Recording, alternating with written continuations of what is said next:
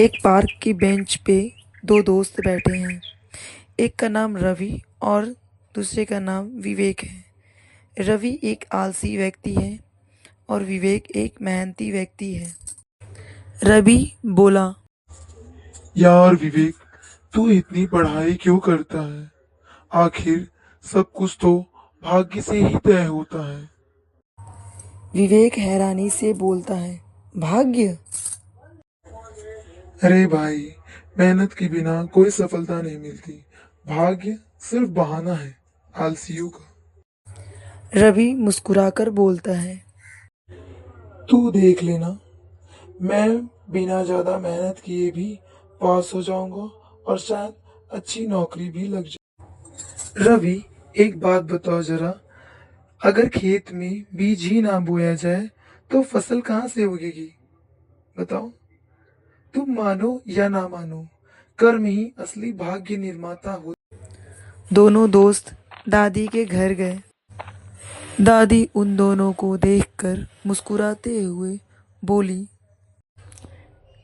क्या बात है बच्चों, कुछ गंभीर चर्चा हो रही है क्या? विवेक बोला, दादी, रवि कहता है कि सब कुछ भाग्य से होता है। मैं कहता हूँ कि कर्म से होता है। दादी हंसते हुए बोली, दोनों की बात में कुछ न कुछ सच्चाई है। भाग्य और कर्म दोनों साथ चलते हैं, जैसे नदी में बहता पानी और उस पर तैरती नाव। रवि बोलता है, मतलब? दादी बोली, भाग्य वो हवा है जो नाव को दिशा दे सकती है, पर अगर नाविक मेहनत न करे तो नाव डूब भी सकती है। मेहनत करो तो भाग्य भी साथ देता है। स्कूल में नरेश सर क्लास में बोले, आज हम एक महत्वपूर्ण विषय पर चर्चा करेंगे, भाग्य बनता है या मिलता है। छात्र बोला, सर, मेरे पिता कहते हैं कि भाग्य पहले से ही लिखा होता है। नरेश सर बोले, अच्छा विचार है, लेकिन सोचो, क्या किसी मेहनती किसान को बेमौसम बारिश भाग्य कहकर खेत बर्बाद होने देना चाहिए? विवेक बोला, नहीं सर, वह अगली बार और बेहतर तैयारी करेगा, यही उसका कर्म होगा। नरेश सर बोले, बिल्कुल सही, कर्म से ही भाग्य का निर्माण होता है।